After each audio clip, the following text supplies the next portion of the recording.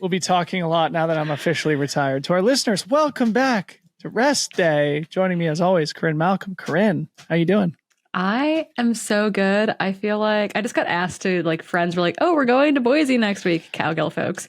Or, do you want to come? And I was like, no, like, June is crazy. Like, yeah. I just need to survive this month and get through it, and nothing else can be added to my calendar. There's already too much going on. I'm officially in that mode too, and I get emails or DMs or whatever, people wanting to chit chat about random stuff, which of course I am always game to do as an extreme extrovert.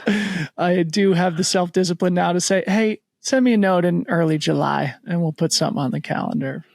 But it's going to be the funnest month of the year coming up here, Corinne, even if we are wall to wall busy for the entirety of the next 30 days. We are now inside 1 month until the Western States 100. There's a lot that's going to be happening in the lead up to that culminating event. As we begin to talk about all those different things, maybe we start with last weekend in the Memorial Day training camp for Western States, where you and I both were. Tell the listeners about your experience a little bit.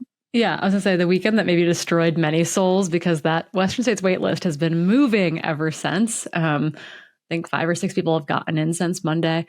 I've never been to Western States training camp. That was my first experience. When I ran Western States, I was always coaching a spring camp in Colorado Springs. It just never worked in my calendar. And so I've never made it to training camp. And so I got to go this year and interact with all the GU and HOKA outreach athletes and just like shoot the breeze on the trail with people. I was very much in mosey mode. I was staying with Elka and Chloe and Rod. And Rod was my ride most days, like to the shuttle. And I would always be texting Chloe being like, okay, like, if Rod needs to go home to shower or to not be there, like just have him give you my bag. Cause I'm just like moseying back here. And she's like, oh, but are you having fun? And I was like, no, the problem is I'm having too much fun. They had to kick me out of the Michigan Bluff aid station because I was about to start grabbing pitchers to start filling up soft flasks for people with Lamont and Magda hanging out there. I did not want to leave. I ran with Megan Canfield. I got to run with Magda on Sunday. I got to run with all sorts of people who I'd never met before, who are running Western States or love the race but are not going to be racing this year. People's crews and pacers that were there to also see the course and kind of get that experience down with their runners. I felt the love in a big way. And my goodness, if you are on year 4 or 5 or whatever of the Western States Lottery and you want to come experience something, come to training camp. It's relatively cheap. Like, it's like getting there can be the most expensive part, but like the weekend itself is pretty cheap. The aid stations are amazing. It's staffed super well. We were coming across Swinging Bridge and I said, less racing, more this. Because we were party running with 350 people, including pros. Des Linden was there. So it's just, if you are Western States curious, if you want to go run with a bunch of strangers who are going to be friends, I would 100% pitch anyone on coming to Western States training camp. It's not just for people who are in the race. It is so cool. It really is so fun. It was probably my 10th time going, and each and every occasion it's just so fun. It was a surgical strike mission for me. I was only there on the long day on Saturday. Happened to coincide with my official retirement from the sport, as I can't even get myself through a training run without DNFing. It occurred to me, the first day goes from Robinson to Forest Hill, roughly 30 miles of the course, sort of the critical canyons section, and I DNF'd at Michigan Bluff, which was the 10-year anniversary of me actually DNFing at Michigan Bluff during the Western States 100. I don't want to talk about it anymore because I'll get sad, but yes, I am officially retired from running at this point. I was out there for like almost 7 hours and I'm not retired yet. You can just come mosey with us. We've got a mosey pace and it is a good time. Honestly, I don't think it's the pace that's breaking me down. I think I've got serious issues I got to get to the bottom of. But people who do not, couple of bullet points for me. Rod Farvard and Chris Myers, very fast, very good runners.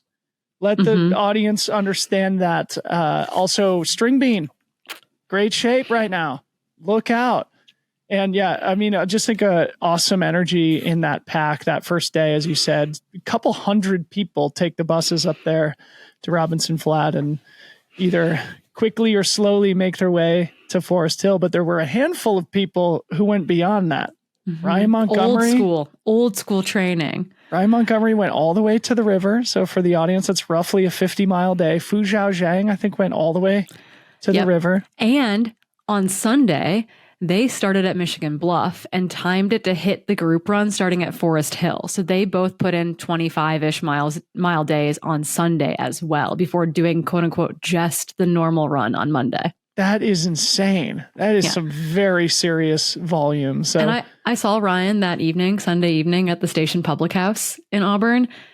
Spry, looking really good, just bouncing around. So stoked to have Ryan out at Western States this year. I got to run with him for a little bit prior to my official retirement, and he's spending the summer in Mill Valley as part of his business school, kind of with Google, I think. Yeah, with Google, sort of doing is it an internship? Maybe that's not the right way to describe it. Maybe even like an externship at this point. It's kind of that like, it's a graduate level internship effectively. Yeah. So anyway, I told him this is officially his recruiting trip to be a full-time resident here in the North Bay. But the Memorial Day training camp, as you said, Corinne, is such a great tradition, and it is open to everybody. So it's not as if you have to be in to the Western States 100 in order to participate at the Memorial Day training camps. And as you said, for those who are longtime lottery applicants, it's a great way to experience the last 70 miles of the course prior to getting your full opportunity to take on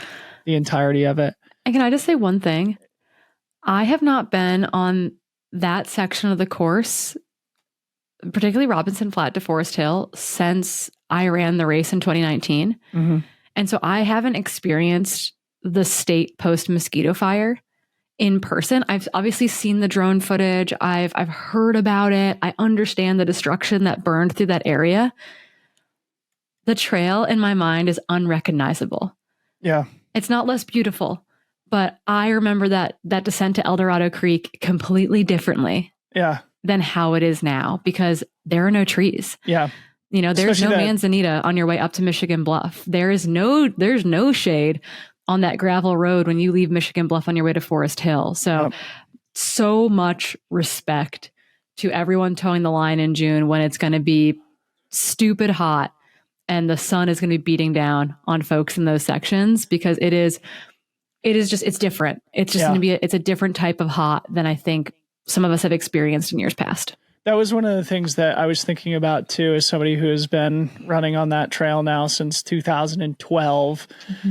I think the fire, certainly as you mentioned, will make things more exposed and more hot in certain patches, but also the trail is in better condition. So it could be a 100%. 100%. The trail is in great condition. The trail is in great condition. Much faster trail than what I remember in my early runnings. Less rutted in places, because I remember that climb up to Michigan Bluff in places being like just you're in a trench at times, and that is smooth as butter now in a lot of ways. Same, I think, with that descent into El Dorado, where they probably had to rebuild some of that trail bed surface. And so the trail itself in great condition. Yeah.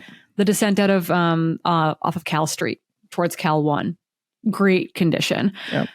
So it's like the trail is faster, but will you be baked from the ground and from the sky? Maybe a little bit. Yes, definitely. Shout out to John Katz, the trail manager, Craig Thornley, and the army of volunteers who put in hundreds and hundreds of hours to make that beautiful route passable for our runners. Moving on, big pieces of news, some attrition, especially in the men's race.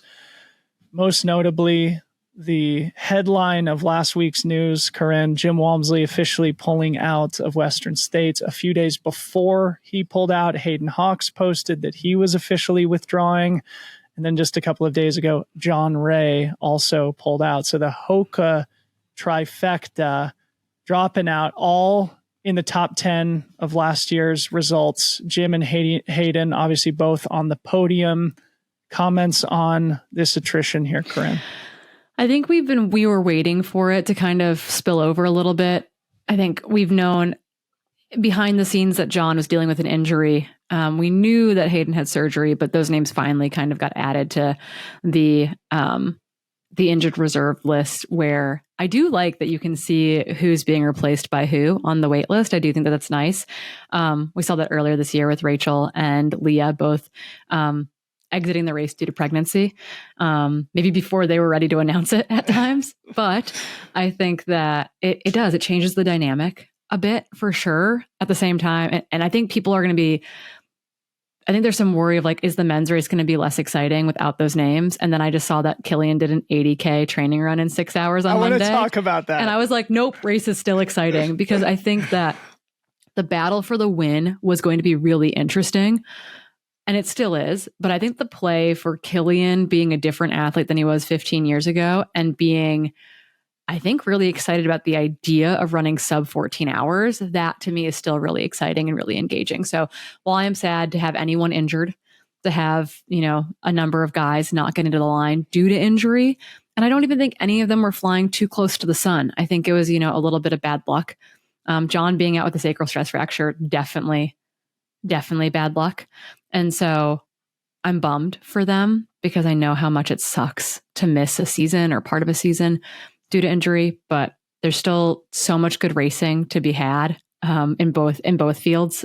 And so don't cancel your trip to Auburn, I guess is what I would say. Yeah, we're hoping to pull some of those characters into our coverage, both for Freetrail's Trailgating coverage and potentially the live stream as well. So TBD on that stuff. Maybe just spending a minute or two on all three of these characters. I mean, obviously, Jim Walmsley, the 4-time champion course record holder, is not going to be on the start line. Heartbreaking for those of us trail fans. He has not made a public comment, at least that I have seen yet, but I got to see the email that he sent to Craig Thornley, which I won't share the details of, but it was very, very classy. So I just wanted to give Jim a shout out. And then you and I got an email yesterday from our good mutual friend, Kelly Newland.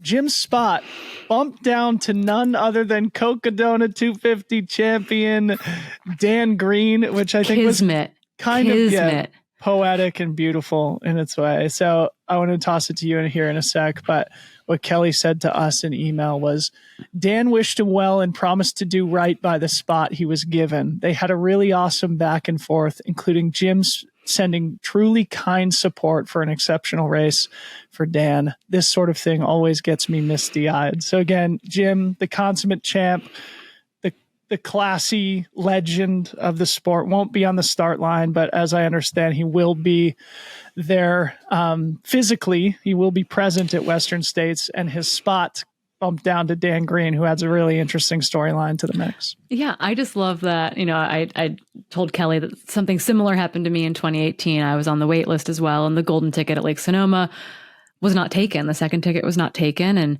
I just happened to be the next person on the wait list. And so Amy Leadham legit called me and said, "Hey, I'm not taking the ticket.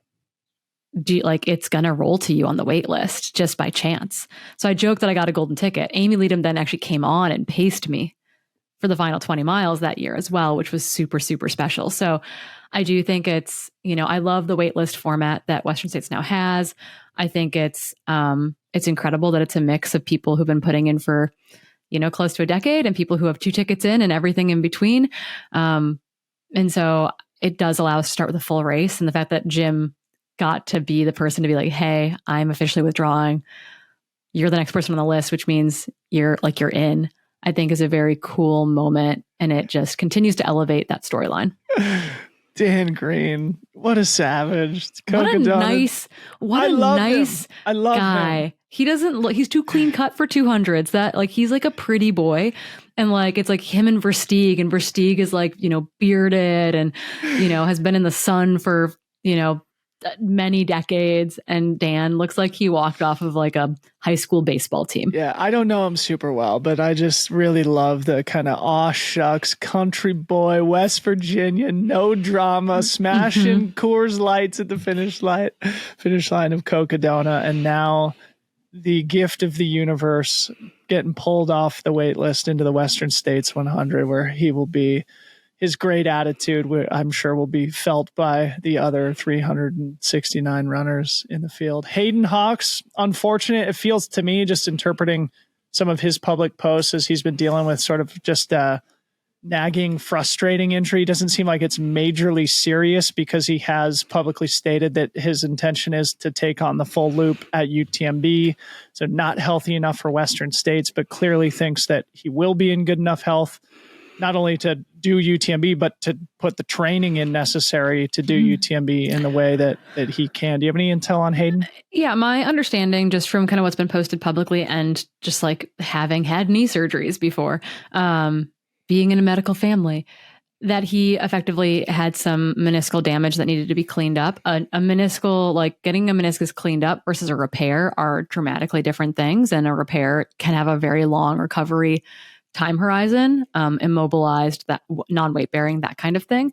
And so when you go in to get it cleaned up, yep, it's still a knee surgery. It's still, there's some poking and prodding in there. You still have to recover from it and rebuild that mobility and range of motion and get that quad back firing again. But it's generally considered a more benign knee surgery, as far as like, it's not going to lose someone a season, but that he is going to have to reset. I think the bigger thing was that it's been nagging enough that I don't think he's been able to train like he wants to. Seems like it was kind of an ongoing issue. He was supposed to race Desert Rats 50K, did not race Desert Rats 50K, was going to race Canyons 50K, did not race Canyons 50K. So it's been going on for a little while. And then I think it was that final, like, you know what, I think we're going to have to take action on it. And so went in, had a minor knee surgery, and now should be able to be well on his recovery process. And he'll be bouncing around at Western States as well. So we're excited to have him in studio, making some appearances. So keep an eye out for both Jim and Hayden Hawks I'm pretty sure around at Western States. I'm pretty sure we are pulling Hayden onto a panel at TrailCon too, Sick. which we'll talk That's about great. in a little bit. But yeah, shout out to Hayden, 3rd place last year, 2-time podium finisher at Western States. We will definitely miss his presence on the race course, but we will enjoy his presence in whatever capacity we can during race week. Jon Rea, when it rains, it pours. I feel so bad for this guy. He finally had the race he knew he could have at Western States last year, finishing 9th place in a stupid fast time. I think it was like 15:10 or something like that. He rolled his ankle and dropped out at Gorge earlier this year when he was really fit and confident. And it was, of course, just one of those kind of fluke ankle sprain injuries that does happen. But that was followed up by a sacral stress fracture. He posted about it yesterday or the day before. A very serious bone injury for John. He's going to be on the shelf for a little bit, and unfortunately won't be able to follow up that fantastic M9 performance from last year in the way that I know he wanted to. Any comments on John before we move on? No, I will say that I was at the Cowgill workout yesterday morning and was shooting the breeze with String Bean and Blake Slatengren at the just kind of the end of the workout. And we were talking about the changes in the start list, how Dan was going to be getting in off the wait list. And Blake finished that very, very, very close 11th place last year, where he almost caught Chris at the end. And he was like, I wish if someone pulled out of the top 10, M11 gets to come back.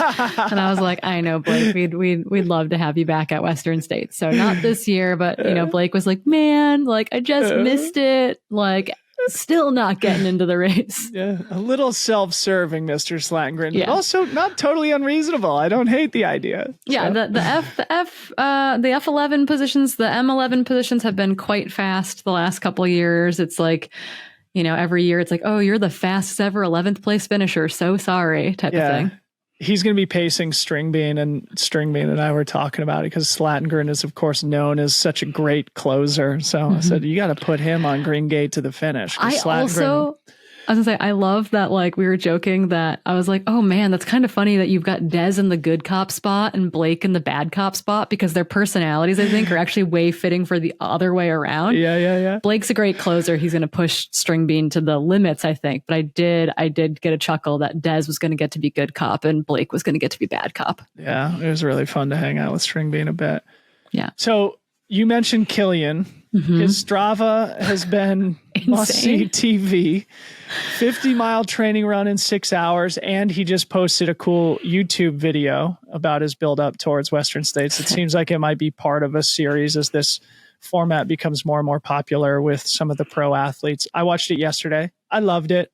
Comments on... I mean, to me, part of this conversation about the attrition, Jim and Hayden being out, is Kilian the favorite now at Western States? Because a month ago, I thought Kilian's never been this vulnerable at a championship level race in his entire career. And suddenly, like, he clearly looks very fit, very ready, and doing the specific training that he needs to compensate for his quote unquote weaknesses, if you can call them those. Yeah, they're like, oh, he's such a mountain runner. He's going to suck at Western States. And I'm like, well, historically, that's like not completely accurate. And, you know, when he is prepped for something, he is prepped for something. And I think that that's what you see in that video as well, is that the evolution of Kilian is the evolution of professional athletics over the last, 10, 15 years when it comes to trail and ultra running. It's not just like, oh, go survive this thing. It's, oh, go perform at this thing. So I was legitimately reading Kilian's play-by-play Strava to Steven the other night when we were making dinner for like the last 3 weeks. And it's like, alternating 3-hour marathons with the days in between are like 2 to 3 hours of heat suit sessions, either on the bike or on the uphill treadmill. And then it'll be like, oh, another marathon in 3 hours with 4,000 to 5,000 feet of climbing, 3-hour heat suit day, another marathon with, 4,000 feet of climbing. Just, it's impressive. The work he's putting in, the specific work he's putting in is a little bit scary. Yeah. So I would say that Kilian is likely the favorite right now going into this race, but he will need to have a near perfect day to not succumb to the David Roaches, the Hans Troyer with first-time 100-mile luck. Yeah. There are people, the Rod Farvard, there are people who are knocking at the door Caleb who could be Olsen, pushed towards, who could be pushed towards 14 hours. And so that to me is scary. Is Caleb running? Yes. He's still on the list. He's still on the list. Okay. I know that I think he and his wife just had a baby. Yeah, they did. So I wasn't sure if that was going to he eliminate that or not. In his Substack earlier this year, he had posted about his season. He did get the resume World spot on Team USA in the fall. So it seems that season does build in an intuitive way. We're doing Western States, where he had an insane and best ever debut last year. And of course, started his season with a huge course record at Transgran Canaria. I expect him to be a major factor, but we don't need to get into that now. Yeah. The point is, come back in a couple weeks. We'll dive into it. Yeah. The one comment I had from Kilian's video, which I think is interesting, is like when you just see the footage of him time trialing the Skaskla climb that they have there locally, which is the test piece that all the local trail runners put work in on. It's like ridiculously steep, rooty, rocky, technical. And he just looks so beautiful and fluid on that type of terrain. And then you see the footage of him on the flatter, more runnable stuff. And to me, as an observer, he definitely looks more comfortable, obviously, in the mountain terrain, just physically, right? Obviously, he still has a beautiful stride when he's moving fast on more runnable terrain. But you can tell that, both nature and nurture has created Kilian as the best mountain athlete we've ever seen. So I still think, he's obviously doing the type of work that would compensate for those quote unquote weaknesses. But still, this is not the type of course that Kilian is usually known for having his transcendent performances on. And therefore, I don't think, even with Jim and Hayden out, that it's a foregone conclusion. No, it's not a foregone conclusion by any means, but I do think that it is stacking up to be very interesting. Totally. Okay, so there was some attrition on the men's side. I don't know if you've noticed anything on the women's side, but to me, obviously, no movement is good movement in terms of attrition. It seems like all the women... Claire Banworth came off came out of the field maybe a number of weeks ago and was replaced by a waitlist entrant. She was drawn in the lottery. I don't think that she's going to be necessarily a factor at the front part of the top 10. Maybe could be fighting for one of those, that kind of 9th, 10th, 11th position. Not known as like a crazy fast athlete, but known for her durability and endurance. But I think that's the only big change to the women's field as of late, unless there's news that is waiting to drop that we do not have. I hope not. Yeah. But good to cover off on all that stuff. And as you said, we will have plenty more time to go deeper into both the men's and women's fields here in the next couple of weeks. Moving on, some of this attrition did have an impact on a project that we are anticipating doing around the Western States 100, that being Unbreakable 2, which is now officially dead. RIP to what was a good idea. Yeah, I saw your post on Instagram and I said, oh no, like also, should we record about this? And so I'm curious just to hear. Obviously, the attrition is one thing, but just to get a sense behind the scenes, some inside baseball, perhaps, as to like, you know, what it meant for this project to move forward at all, and then kind of where it stands at this point. Yeah, so myself, Harmony, JB Benna, Jen Benna, I've been going back and forth on all this for months. The project was very ambitious, slow to come around, also working on a very tight timeline. The loss of the elite athletes that we've just talked about, unclear funding. It made sense to just wind things down and focus on all the other things that we have going on around Broken Arrow, TrailCon, Western States, etc. So, you know, that's sort of the long and short of it. What I will say is losing somebody like Jim, I think by default almost makes it not worthy of the Unbreakable name, if you know what I mean. Like, no doubt the men's race is going to be ridiculously entertaining and fun, even without the characters who've pulled out. But Jim being the 4-time champion and returning for, you know, potentially a 5th, and at a time when everybody's expecting his course record to be in danger, it's sort of in line with, I don't know, like the original Unbreakable and the cast of characters that were involved there. Losing that character from the field was a major, you know, just a major blow to our desire to go through the work necessary to actually pull the whole thing together. So that was definitely a factor, but it was not the only thing that was happening that led us to that conclusion. It may have been the straw that broke the camel's back, but there was a lot going on that contributed to us making this difficult decision. But at the end of the day, I think it's the right one. I think it's logical. I think it'd be hard to tell that story without Jim, in part because he is the current reigning champion, the current M1, the current record holder, the 4-time champion. It feels, you know, he is what we think of as the Western States champion for the current time period, and will be that historic figure for decades to come. You know, it's akin to Scott Jurek's history there as well, type of thing, as being a multi-time repeat champion.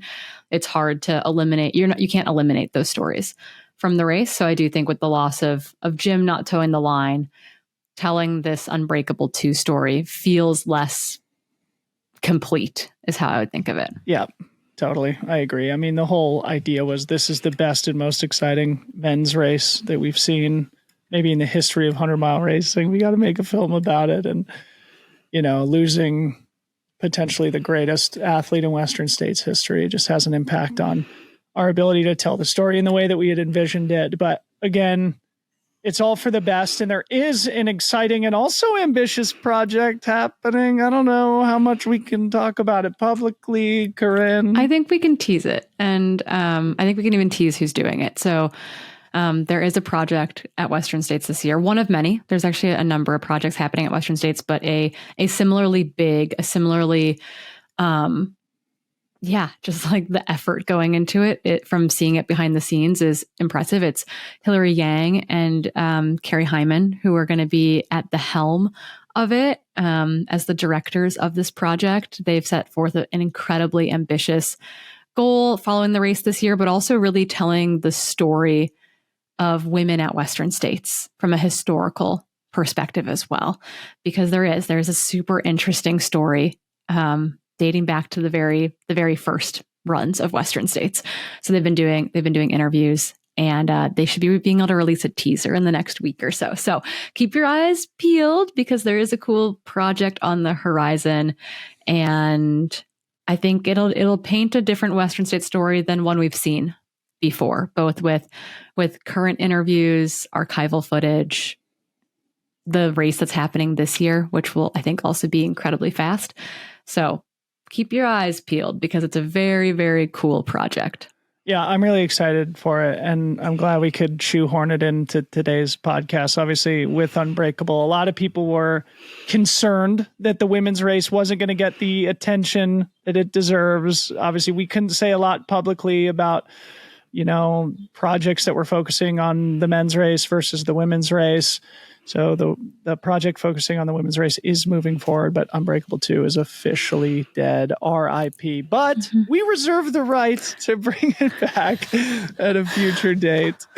I hope it does. I hope at a future date it is. And you will, if Kilian doesn't win this year and Adam Peterman doesn't win this year, you'll crown a new men's Western States champion. So you'll have another champion to potentially throw in that mix. The women's race is exciting for those same reasons, because we will be crowning a first ever Western States champion. You have people like Esther Chilog and Fu Zhao, who have some of the top 5 fastest times ever, who want to run sub 15:30, who want to, go up against Courtney's record. And I think it's wild that they are aiming for times that Kilian has not run on this course. Kilian's best time is 15:34. Yep. And there are women at the front of the race this year who believe it's going to take a sub 15:30 to win the darn thing. Like, the whole thing's insane. So we will be riveted for, 20 plus hours with all of you as well in just a couple of weeks. But there are many, many good stories to tell. And our prognostication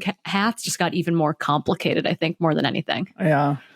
Okay, so before we move off this entirely and talk about Zegama and the Sunnape Scramble, which is happening this weekend, maybe we can just tease what we're going to be up to. What are we going to be up to? Entire week-long period. Starting at Broken Arrow, then TrailCon, then Western States. It's going to be all hands on deck, full gas for that entire week. Broken Arrow, have you been on that ultra sign up recently? It is deep. Brendan and I were on a call about something, and he was like, hey, can you look at the start field for me and just give me your impression of the race? And I was ridiculous. It's really good. It's a US team qualifier. You've got the Golden Trail World Series there. So it is the who's who in a lot of ways for that 20 sub 26K race. It's an amazing 46K field, probably deepest ever for that race. The front end has always been fast for Broken Arrow, but the depth in the 50K, you've got people in the VK, you've got Golden Trail Series people that are going to jump in, but you also have folks like Kilian, and I think Rod might be running the VK. There are people running the VK that are running Western States the next week. So it's going to be nasty. I'm so excited. I got to pull it up here, but yeah, top to bottom, Broken Arrow is going to be one of the races of the year. Yep. And I mean that across various distances, the Ascent, the 46K and the 23K, all either Team USA qualifiers or on the Golden Trail World Series. So that brings out the big dogs, so to speak. And again, we will have plenty of time to do our prognostication around it. Our Trailgating coverage is going to be wall to wall, starting the Thursday before Broken Arrow, going until the Thursday before Western States. Corinne and I mercifully will take Friday off before we do the big broadcast at Staying Western at Craig States. Thornley's house. I'm so excited. But our listeners can look forward to 7 straight days of Trailgating coverage, 3 days at Broken Arrow, and then all week leading up to Western States, including the days that we'll also be doing TrailCon. So we've got a lot going on, Corinne. Yeah, I was like, why not add one more thing to your plate? This seems completely sustainable. I'm sure you're not losing it. I'm sure Harmony thinks it's an amazing idea. tell us a little bit about what's going on at TrailCon. We've obviously talked about it on here before. It's still free to register. If you're going to be there, you should register so that we get a sense of the numbers. I say we, because I guess I am involved on day 2. But tell us a little bit more about kind of what's going on from a Monday night through Wednesday evening standpoint. So a lot is going to be going on. For those who were at TrailCon last year, this is going to be a significant improvement on what we did, which was just a couple of hours of panel discussions in what we called the Taste of TrailCon last year. We view this as the official launch of the event. The idea has always been to provide a platform for the industry and the community to get together, not only to talk about stuff in a way that humanizes things so that we as trail runners embodying the spirit of the sport can get to know each other, can hash out our differences, can talk through maybe some of the things that need to be debated as we chart the path forward for this fast growing sport, but also provide an opportunity for people to have fun, to provide an opportunity for people to see some new products, to interface with brand people, to be inspired seeing talks, to be able to bump elbows with some of the stars of the sport. For those who are trying to build a career in the space, to network and get to know, people who are a few steps ahead of them in some cases. So it's going to start on Monday evening with just like a quick get together, and then really start in earnest on that Tuesday morning, June 24th. We are doing the global launch for the new On Trail Running Super Shoe. So the whole thing will start with a demo run of that product, which will actually be at High Camp. People will take the tram up to High Camp. We'll do shoe demo, run up to the escarpment, and then be full day of amazing dialogue and conversation. The keynote session on Tuesday, Corinne, Mr. Topher Gaylord. Oh, that's exciting. He's going to be doing a talk about sort of the present and future of the Western States 100. Those of us who know Topher know there are a few people in the game with as much knowledge about its history and as much, just wisdom about things that are happening in the sport. And he's the president of the board of the Western States 100. And we are honored to have him provide the keynote on day 1. Day 2, we're doing a live pod with Kilian Jornet from the heart of Olympic Valley. Hot dang, that's super exciting. Yeah, people can come watch in person. And there's going to be a million other things going on throughout race week. I will say, just winding things or pulling things together, Tuesday is going to be kind of all content, conversation, and panels. And then Wednesday, there's going to be a big vendor village. So I think we've got 60 plus brands that are going to be exhibiting there in our little expo. There's going to be content going on throughout, including yourself, Corinne. So people should go check it out. Trailconference.com. Register, totally free and open to the public. And we will take certain select panels and pieces of content and eventually put them in the Freetrail feed, but it won't be until, several weeks after. States. Yeah. I guess question for you on that. Where will the vendor village be in the Palisades Tahoe zone? In the village. Cool. Yeah. Awesome. Proper. Done proper. And I guess I should tease this now, but I don't think I can say too much, but we will make a big announcement about the final event at TrailCon this year, which we hope will become a very important tradition for TrailCon and for the sport in general going forward. So keep your eyes on this. It's stuff that I've talked about on the podcast and in other places a lot, a vision that I've wanted to bring to life forever. And it looks like are going to be doing it this year. So people can keep a lookout for that announcement, which will likely come in the next couple of days. Sweet. That's very exciting. Super fun. Okay. That covers us on the attrition, some of the news that's happened recently, all the things. We do have now sort of this quiet period, which I'm using as 100% time to get myself prepared for everything. Brett Hornig or someone described it as the all-star break. And I was like, yeah, it kind of is the all-star break. It's this like exhale moment before we just sprint through to the end of June. Yeah, it's good. But last weekend, Zegama took place over there in Spain. Classic mountain race, about a marathon distance. The fourth race in the Golden Trail World Series. We can tick through some of the results, but you want to get us started? Yeah, I just think the biggest thing was that I was very excited to wake up and see that Sarah Alonso won the women's race, a race that is clearly so important to her.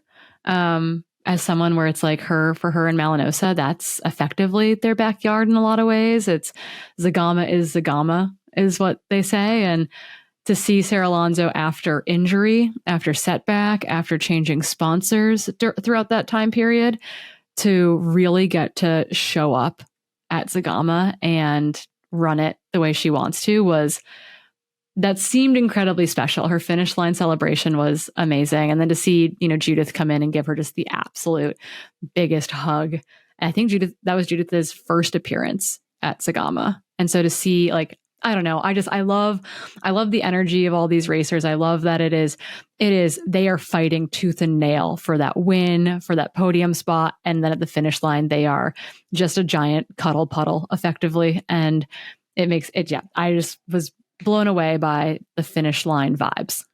Tight race for the women too. Sarah Alonso, winner, 4:27. Judith Weeder, who is so good and so consistent. So good. 4:29. And then third place, Malinosa, who ran this race last year, I think right after her mom had passed away. She's the future, man. Yeah. So they were separated by less than 4 minutes, Sarah to Malin. I think they all kind of represent different things. I guess Sarah and Judith both kind of the same in that they are so strong and have been around for a little bit. Malinosa, very much a rising star and somebody who will be household name. I mean, Spain showed up in a big way. The Spanish women were first, third, fourth, sixth, eighth, ninth, and 10th. Yep. So the Spanish women showed up in a really big way for being one of the world's biggest stages. And I remember watching Ikram, who finished sixth, another Spanish runner. She runs for Jorma now, I want to say. Jorma. Watched her run OCC last year. So there are women in this field that are just phenomenal. So yeah, Malin is the future in a lot of ways. She feels like Sarah Alonso's little sister. I think they both come from soccer backgrounds. They're both doing some skimo, but yeah, a star-studded front end. And you're right. Yeah. 4.5 minutes separated, first through fourth. So very, very tight racing. Meanwhile, El Hussein El Azawi starts his season winning by 7.5 minutes. Himself, the great Moroccan, our reigning trail runner of the year. I think he ran the short race at Chianti, but this was his Golden Trail debut. He is registered for Broken Arrow, which is going to be the next Golden Trail World Series event happening in just a couple of weeks. So El Hussein, strength to strength, 2024 was certainly no fluke.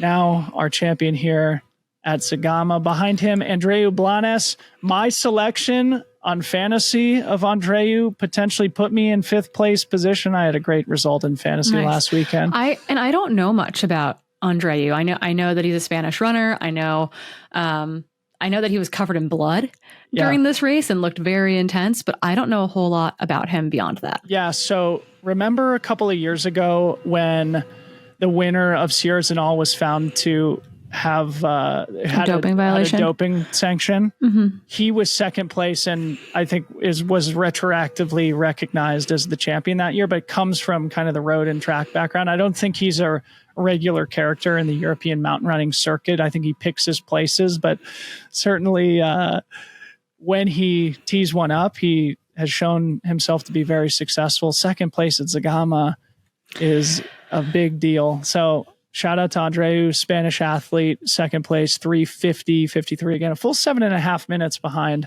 El Hussein. And then Daniel Pattis, Italian, finishing in 3:51:40. Yeah, the Italian men putting 3 in the top 5. So the Spanish women, they were the story of the women's race. The Italian men showing up in a huge way, putting 3 in the top 5. And then Of note as well, I mean, Thomas Carden in a tight sixth, a guy that you and I have both kind of been keeping our eyes on. But then Stian Angermund makes his return to the trail scene, finishing in 9th, just breaking the 4-hour mark there in 3:59.46. So happy to see him back out racing. I wonder what that experience was like for him as he makes a return to sport and kind of probably is figuring out, does he want to be there or not? Yeah. I was going to mention that also. Congratulations to Stian. Great to see him back on the race course. And yeah, ripping the Band-Aid off with a solid 8th place at Zegama. I mean, that's a big way to jump back into the game. To jump straight back into Zegama. So knock some rust off and look out. Stian is back in the game and the sport is better for it. Any other comments from Zegama? Obviously, just adds maybe one thing we can do is just quick up. Go ahead. The other note that we should note is that Anna Gibson just missed the top 10. She made her Zegama debut, and I have to imagine she absolutely loved the heck out of it. That has to be her longest trail race to date. She's, again, a 1,500 meter track athlete, but has been racing well in the Golden Trail World Series. But most of those races are a bit shorter than the Zegama, the Mont Blanc Marathon, etc. She's done well at things like, seeing her at Sears and All, for example, very different race. She was within the top 10 for much of the race, ultimately finished 11th, just outside the top 10. And she will be at the race we're about to talk about for U.S. trials. Perfect segue. Before we do that, just a quick update on the Golden Trail World Series rankings for our listeners here. Filimon Kiriago finds himself in the lead position for the men. He actually raced the Trofeo Nasego mountain race I think it's in Italy last weekend also.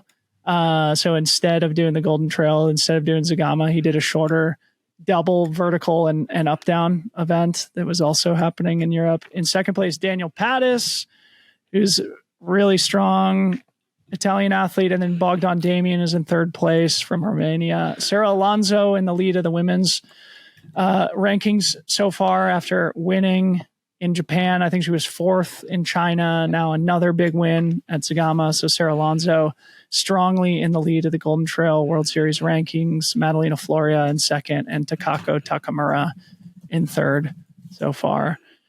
Moving on, the Sunnape Scramble this weekend in New Hampshire. East Coast represent Team USA qualifier for the classic race at the World Championships in September, a.k.a.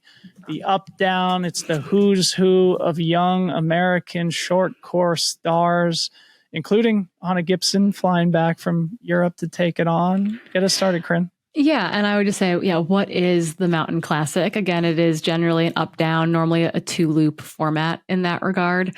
It used to alternate. World Mountain Running Champs used to alternate their championships from a vertical only to an up-down. It's known as the Classic Mountain Race, the Classic Up and Down Race. So yeah, you've got the who's who showing up there in a big way for their first of, is this their first of 2 qualifying events? For the Classic? Just the one, and then the rest will be resume for it. Yep. Cool. It'll be I guess it's the short course team that's a qualifier at Broken Arrow. But yeah, the who's who, you mentioned Anna Gibson, obviously a trail stud in the making, but you've got former world champions in Casey Enman, Allie McLaughlin, Grayson Murphy. Grayson Murphy, for those who have not been paying attention, maybe wondering where is Grayson? Grayson has, it looks like, been back able to race. Was supposed to make her marathon debut just a couple of weeks ago, but got diagnosed with Crohn's disease back, I think late last year. She was dealing with some sort of mystery autoimmune condition. They weren't sure what it was. She did ultimately get a Crohn's diagnosis, and so part of the medication for Crohn's required a formal TUE. And so I think that was part of the process of why she hadn't been racing, was that she needed a TUE in order to take the medication that she very much needs to be a normal functioning human.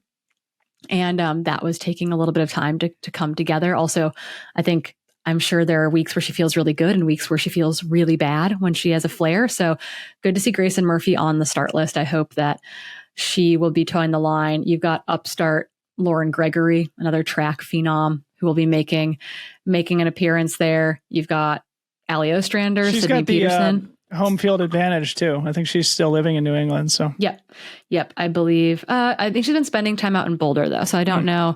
I don't know kind of where the status is of if she's in the van or not is maybe a piece of that puzzle. But because I do know that speaking of Ali Ostrander, they've been doing some cross training together in Boulder because they were both dealing with various niggles and injuries. So I'm hoping that we're getting to see a relatively healthy Ali Ostrander and a relatively healthy Lauren Gregory on the start list. But we could do the naming game. Rachel Tomazik, who's been on the world's team before. Really good to see those athletes show up, but there'll be athletes that I've never heard of. People coming out of the trail team. I'm just scrolling now at this point on Freetrail Fantasy, which you can go play ahead of this weekend. And I think there's some notable favorites, i.e. previous team members, previous world champions in this mix, but there will very likely be a surprise in a podium position as well. Yeah. What jumps out to me is just the changing of the guard. Like it is all these like short course specific young stars now who at least I have on my fantasy roster here too. The likes of the Anna Gibsons and Lauren Gregory's and Rachel Tomasics. And yeah, I mean, even like Courtney Coppinger, who's like, I don't know anything about, but I think she's part of the Brooks team, right? Yeah. And she's in, I think the top 10 of the Golden Trail rankings. She went to Japan and China. So she was the one American that I think made the trip for the first two Golden Trail races. So yeah, I mean, super, super solid, is now part of that young Brooks team. I think Sydney Peterson, who's also on the start list, is also on that team. So you've got Brooks is showing up in a big way.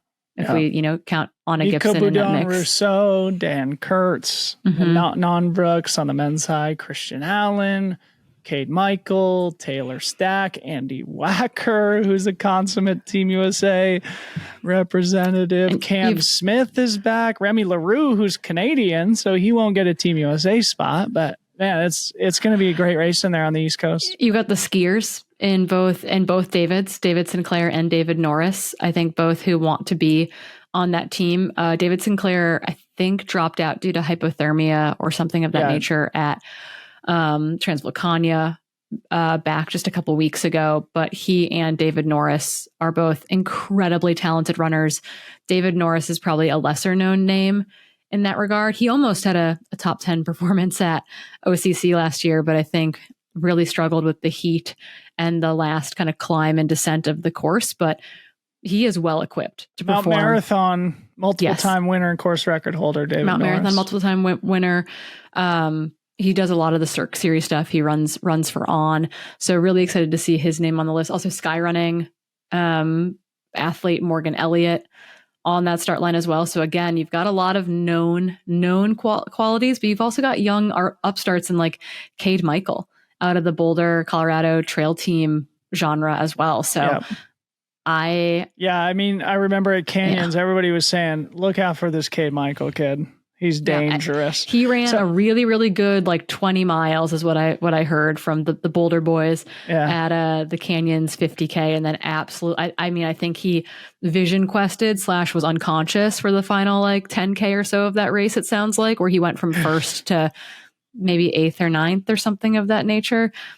And in expression from Matt Daniels and Seth Ruling, they were like, we don't know how he made it to the finish line. That's how the rough shape he was in when they passed him. Yeah. And they have said that he is the real deal. The real deal. Sunnape Scramble this weekend. I'm not sure if they're going to be doing a live stream. I think they're doing some elite athlete interview live stream stuff. So I'll try and find some links and throw them in the show notes if I can. I wanted to close with 2 quick shout outs here, Corinne. Yep. One to maybe my all-time favorite trail runner, Francois Den, back on the race course last weekend with a big victory at the Transylvania 100K. I think just kind of a small race in Romania, I want to say. Cool. But kicked his season off. And I talked to Jim at Black Canyon, and Jim, who's got the Intel close relationship with Francois, said, dude, Francois is in the shape of his life through the winter months when he was doing skimo. And of course, we know he's building towards, he announced he's going to do the Nolan's 14 in July and UTMB in August. So after a couple of years dealing with serious lower leg injuries, it seems like Francois is back in real form now, which is great to see. That's scary. I love to see it. Yeah, especially retirement no more, Dylan. It's just a blip. Oh no, it's over for me. It's over for me. You know who it's not over for? Stephanie Case. We got to close with a huge shout out to Stephanie Case. My word, Stephanie Case. She's coming on the pod. She's coming on the pod, but tell the people what we're talking about here. Okay, so if you live under a rock, because this made mainstream news because it was, the images are beautiful. It's very sensational as well, but effectively, and what's really cool about Stephanie Case is that she has been very public about her fertility journey, which it's really hard to be public about. It's something that most people do not share because it's long taboo to talk about miscarriage or IVF or conception struggles, et cetera. But Stephanie's been public about it. And she, for the last 2.5 years, dealt with miscarriages, an IVF journey. She's now 6 months postpartum with a baby girl. She's running Hard Rock this year. She was on a pregnancy deferral last year. She's running Hard Rock. I actually believe there might be a film in the works about that, which is going to be sick because Stephanie's an amazing human being.